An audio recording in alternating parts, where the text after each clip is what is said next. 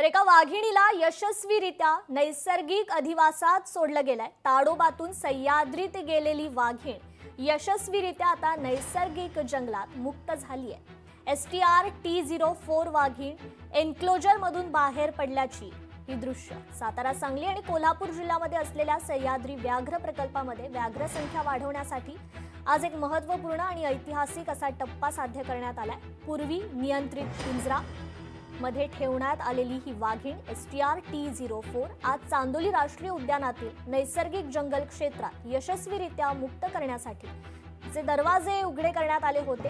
गेल्या 2-3 दिवस सदर वाघीण त्याच एन्क्लोजर मध्ये आत फिरत होती। तिने आतमध्ये शिकार केली होती आणि ते खाऊन तिथेच आत 2 दिवस राहिली। तर या वाघिणीला आता जंगलात मुक्त करण्यात आले।